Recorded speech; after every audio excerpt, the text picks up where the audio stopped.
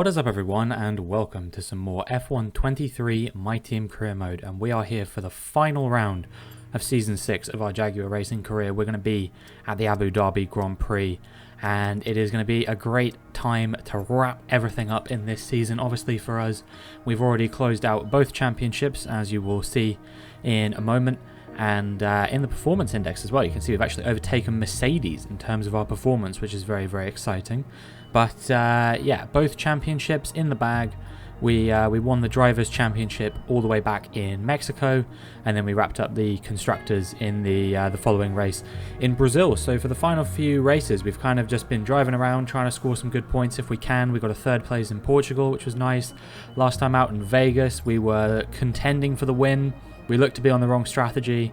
We got done by both Leclerc and Russell, and during that battle we picked up some damage from Russell, which was a bit unfortunate. Had to box again to change our front wing and ended up only recovering to P12. So no points scored in the previous race. Marked the first time this season that I've finished a race and not scored points since Australia, which was round 2 on this year's calendar, of course.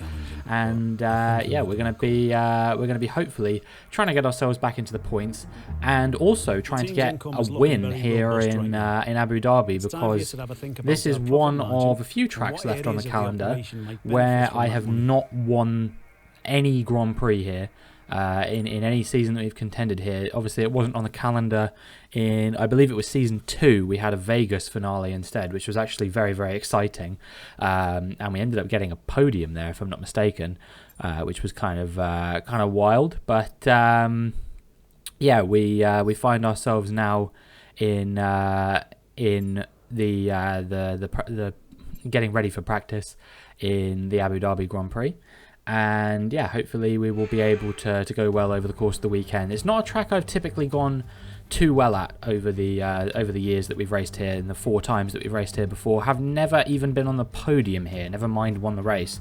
Our highest finish was 4th, I believe, which was in Season 4, when all we had to do was finish ahead of Lando Norris and we would have been crowned world champion. We couldn't do it. Lando Norris won the world championship that year by winning the Abu Dhabi Grand Prix, and yeah, we had to settle for 2nd place in the Drivers' Championship, which was quite disappointing that time, but we bounced back. And the following year we won the championship with 2 races to go, and yeah, we just kind of then closed out the championship in I want to say in style, but that wasn't really the case, to be honest with you, because we had a DNF in the following race in Vegas, and then in the Abu Dhabi Grand Prix last year we were contending for the Constructors title, which all we needed to do was sort of outperform the Red Bulls and the Mercedes, and we would have had a pretty good chance of doing that. And what ended up happening was my teammate at the time, Jack Doohan, leading the race, had a mechanical problem, which meant that he fell all the way back, and my pace was only good enough for P6 that race as well. So anyway, we find ourselves in qualifying now, and we are going to be on the soft compound tyres to start off with. It was a 120.7 on our first flying lap. And, well, this weird thing that happened in Vegas is happening again, it seems, where the cars just aren't coming out to do a 2nd flying lap in qualifying. So we've improved by 0.3 of a second there, and that was good enough to put us P1. But nobody else bothered to improve their time at the end of the session. So as we have a look at the final standings, you might see some kind of strange results as things go on. As things stand here, the only real surprise was Perez being knocked out by 0.08 of a second to Leclerc, who just about made it through. And then Fittipaldi, Doohan, De Vries, Joe and Stroll were the other eliminations. So to be fair, not that many surprises.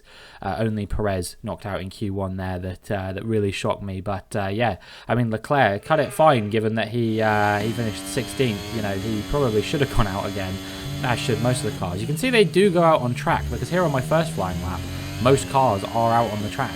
As we do a 120.4 on a used set of soft compound tyres. I was pretty happy with that lap, to be honest. Starting to understand the performance of the soft compound tyre a little bit better now. And, well, on our 2nd flying lap, we were sat in P6. The Alpines went out for a 2nd run, but nobody else did once again. So we're going to cross the line. 1:19.5 is the time. and that is good enough to put us in P1 once again. So there we go, we're back-to-back P1s. Hopefully we can turn that into a pole position in Q3 as well. So there we go, it was myself from Hauger from Sargent, the top 3 there. Leclerc does make it through in P8, knocked out Gasly in the Alpine. No real surprises there, although he was the pole sitter in Las Vegas. Russell, Albon, Verstappen, some big surprises being knocked out there. And then Lawson and Tsunoda, not so much, I would say. You know, those guys, they're kind of 50-50 on whether they make it through to Q3 or not. They've not been bad this season by any stretch of the imagination, but certainly they're not like the drivers to watch this season, I wouldn't say. Although, to be fair, Lawson has had a few races where he's competed for quite high performances. So yeah, P5 on a used set of soft compound tyres, 120.6 for our banker, and now all we have to do is just find a bit of improvement and hope that Vesti doesn't outperform us here, because he's the only one that's gone once again. So I don't know what this thing is, whether it's a glitch or whether it's something I'm doing, but in any case, yeah, hopefully this isn't going to be a theme for the entirety of the final season of My Team Career Mode that we do coming up shortly. Because that would kind of be a bit anticlimactic. So yeah, we make up a lot of time in the final sector. It's almost 9/10 improvement, over 9/10 improvement to a 119.6. It wasn't quite as good as Q2, but we still managed to bag pole position nonetheless, and hopefully we can challenge for the win from there. We're all ready for tomorrow's race, but before we begin, let's have a quick look at those who will be fronting the grid. Robinson, Ocon and Logan Sargent. With qualifying wrapped up, we now have our grid line up for the big race tomorrow. Be sure to join us then for what will no doubt be a fantastic race. So it is myself from Ocon from Sargent, the top 3 there. Leclerc could only manage P7, and Piastri, who's still chasing a win this season, will have to do it from P6 on the grid. So we will see whether we can hold on to take our first win in the Abu Dhabi Grand Prix.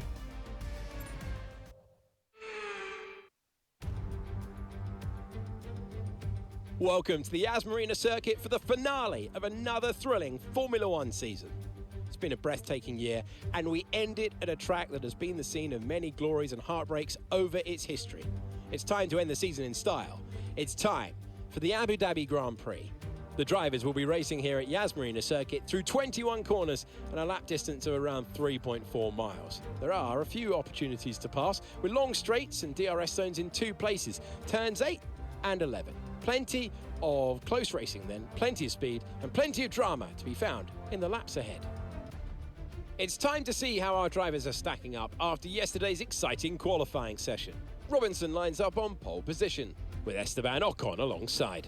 Moving on to the rest of the grid, we have Sargent, Hauger, Norris, Oscar Piastri, Leclerc, Vesti, Magnussen, Teo Porcher, Gasly, Russell, Albon, Verstappen, Liam Lawson, Tsunoda, Perez, Fittipaldi, Doohan, De Vries, Joe, and Lance Stroll brings the grid to a close.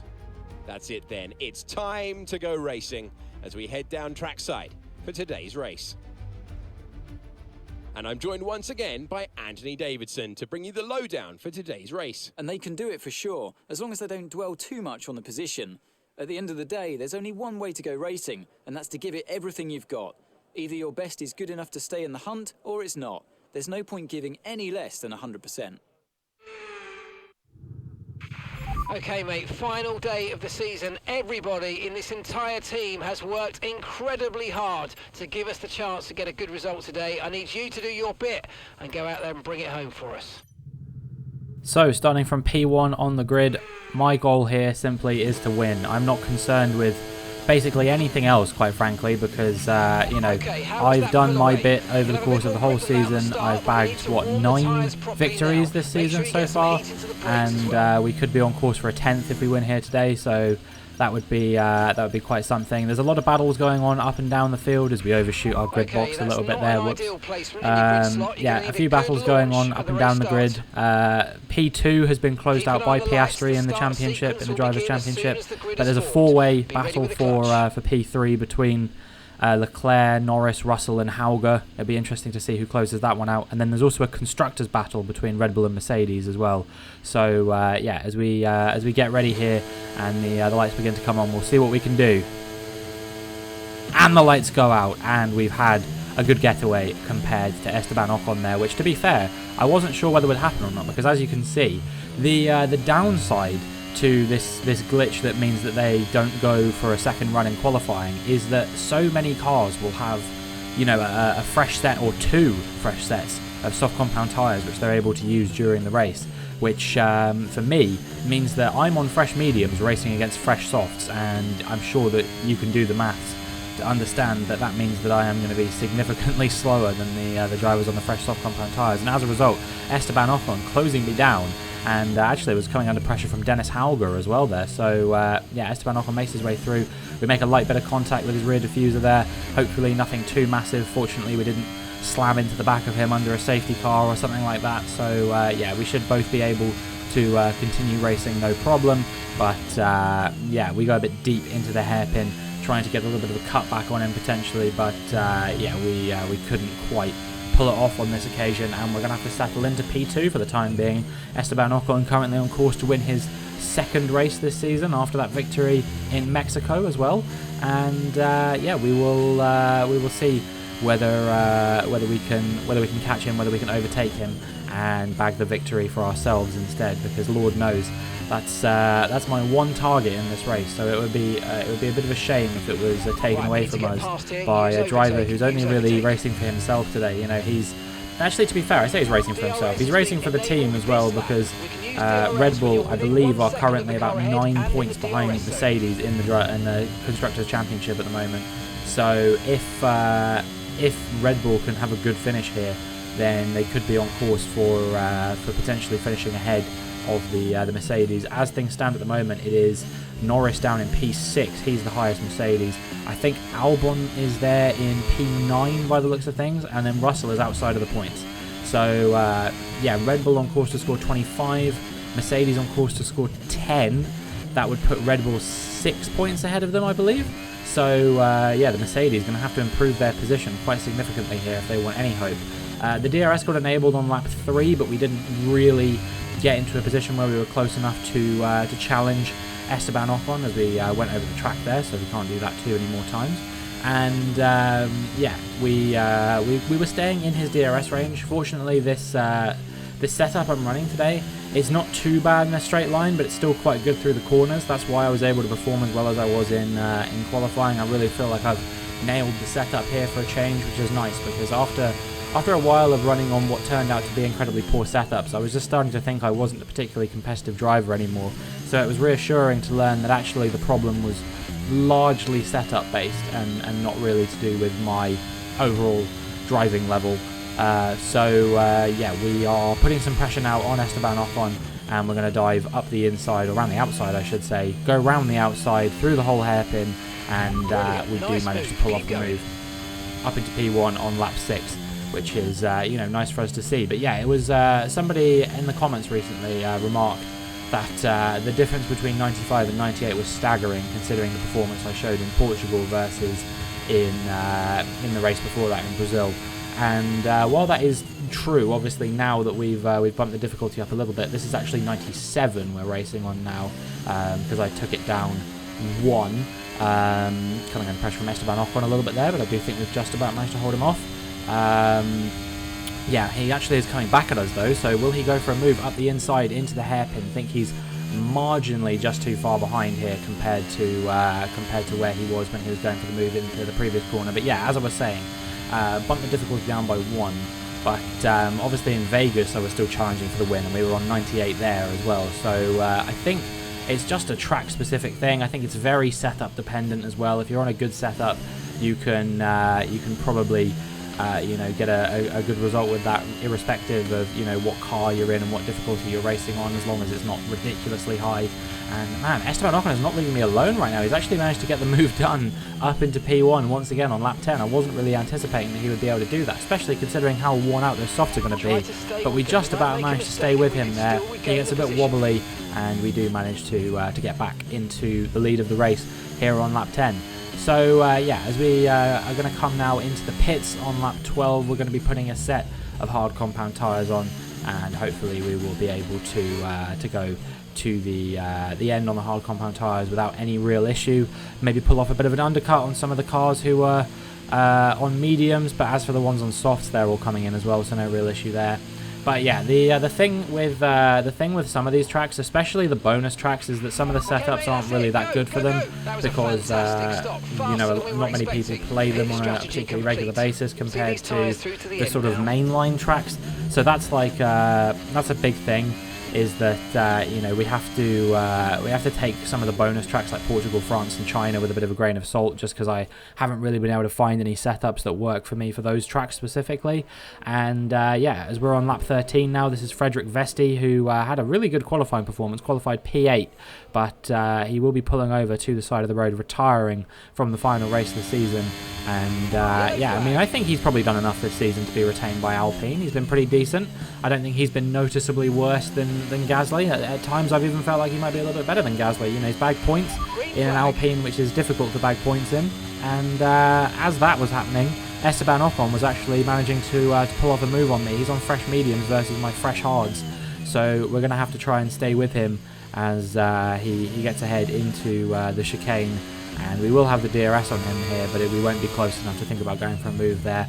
Teo Pourchaire yet to pit. He also had a pretty good qualifying, made it through to Q3, but he's been hung out to dry a little bit on this strategy by the looks of things. Still hasn't boxed off of his original medium compounded tyre, and as a result, we are going to be able to make a move on him. Are we, or is he going to fight us back? This would be pretty detrimental to our results. We have to get ahead of Hauger as quickly as we possibly can, and we've done exactly that. And now we're going to try and chase after Esteban Ocon here on lap 16, just ahead of us here. Will we be close enough to go for a move into the hairpin? Not quite. We're about a tenth and a half behind him, but will we be able to go for the cutback? Are his tyres going off enough? We looked for it, but we just weren't quite close enough to make it happen this time. We almost did what we did to him earlier in the race on lap 10, but we just couldn't quite make the move stick on this occasion, and we're going to have to follow him through the next sequence of corners. Not really many overtaking opportunities until we get down to this hairpin, and now we're going to have the DRS through the next two DRS zones to hopefully try and close him down and make the move up into P1 once again. I'm still desperate to get this race win, and he defends to the inside, which is actually going to hold me up quite a lot through this corner. And hopefully we've got a better exit from the chicane than Ocon has. I think it was pretty equal there, maybe slightly better in favour of me. And with the DRS and the battery, we're going to pull alongside the French driver. He's going to try and push us to the edge of the track, and we're going to squeeze him to the inside of the hairpin and hang it round the outside of the French driver to make our way back into the lead of the Abu Dhabi Grand Prix. Just 12 laps left to go, and this has been a proper scrap between myself and Esteban Ocon, and it's not going to end there, because as you can see, Esteban Ocon looking for a move to the inside as we come into the hairpin before the DRS zones, and we're wheel to wheel going through the hairpin. Actually, I don't know who's going to have the DRS here. Will it be Ocon or will it be myself? I think it's Ocon there. You can see he's definitely going to be able to pull this move off then. He was basically alongside me with the DRS there, so yeah, a noticeable advantage for Esteban Ocon down the straight there. However, obviously there are two DRS detection points here, which means that with the DRS, I should hopefully be able to get back ahead of him. There's some circuits, like Australia, for example, where it's really easy to chain DRS because there's only one detection point for two DRS zones, and actually two separate occasions in Australia as well. You know, the first two DRS zones on the track, the pit straight and then the straight after that, that's one detection point, and then the sort of the area with the reprofiled corner followed by the straight into another reprofiled corner, that's one detection point as well, I'm pretty sure. So yeah, 4 DRS zones, only 2 detection points there. Meanwhile here, 2 DRS zones, 2 detection points, means it's literally just who's ahead when. And yeah, Ocon was putting me under a bit more pressure, but eventually that pressure started to wane, and nothing really happened until lap 24, when Kevin Magnussen, actually in solidarity perhaps with his compatriot, decided to retire in exactly the same spot that Frederick Vesti retired in 11 laps previous to that. And well, it was actually the other Scandinavian on the grid, Dennis Hauger, who ended up being the one to pile a bit more pressure on me, and into the hairpin he's going to go for a move up the inside. At this stage of the race, Hauger looked like he had a lot more pace in the tank than Esteban Ocon, so it could be that our former teammate Dennis Hauger is going to usurp us here at Abu Dhabi and take his 4th victory of the season. That would be quite remarkable if he ended up taking 4 victories this season and still finished behind a man who didn't take a single victory this season. Oscar Piastri currently down in, I believe, P6 at the moment. So unless there's a very late safety car here, I think Oscar Piastri is going to be completely out of the running here, as we're going to try and go for a move back around the outside of our former teammate Dennis Hauger, wheel to wheel with the Norwegian driver, and we do manage to make the move. And now as we make our way onto lap 27, you can see that Hauger is going to stay with us, and Ocon is not too far behind us as well. However, he's kind of having his own problems at the moment, because Alex Albon, who is in the Mercedes. Now, I know what you're thinking. Well, Albon's nowhere to be seen, and you'd be right. However, Albon has pitted multiple times in this race, and is currently sat a lap down. But because he's pitted multiple times, he's obviously on much fresher tyres than myself, Hauger, and Ocon up in the top 3 as we make our way back past Hauger once again. Yeah, Albon is continually getting past Esteban Ocon, holding him up, and then getting the blue flags and being made to let Ocon by again. And that has kind of removed Ocon from the equation a little bit. And now Albon is right on the back of Dennis Hauger as well. So yeah, he's potentially going to hold him up quite a bit. And you can see he has in fact done that. I think he dive-bombed him into the hairpin by the looks of things. And as a result of that, you can see Hauger is more than a second down on me now. So Alex Albon, in what can only be described as a Jarier-esque move, has completely ruined the race here effectively, because I was racing with Hauger and Ocon tooth and nail up until those final few laps. And you can see Albon right on the back of me now. That's not Dennis Hauger that's that close to me. It's Alex Albon, but he's not getting past me. You know, he can stay behind, because I'm not having my race ruined by him, as well as him ruining the races of Hauger and Ocon as well. So as we round the final couple of corners, it is an anticlimactic finish due to the lapped car of Alex Albon. We're going to cross the line to win, as we hope to do here in Abu Dhabi, but it's not quite the grandstand finish that I think the viewers would have been hoping for there, because yeah, Alex Albon, a lap down, just decided to absolutely kill the race there. So yeah, a disappointing finish from a viewership perspective, but I'm still happy to take the win. It's been a roller coaster season then, but they can go into the winter with their heads held high after an emphatic victory here today. Anthony Davidson, what helped them deliver this result, do you think? Well, they certainly stood out as a driver with tons of confidence on the track. I think their ability to keep their cool, even during some of the more hectic parts of the race, meant they were able to capitalise on the mistakes of other drivers, giving them the opportunity to make their way to the top spot with ease. Well, what a thrilling end to an incredible Grand Prix weekend. Our top 3 finishers should be incredibly happy with what they were able to achieve out there today.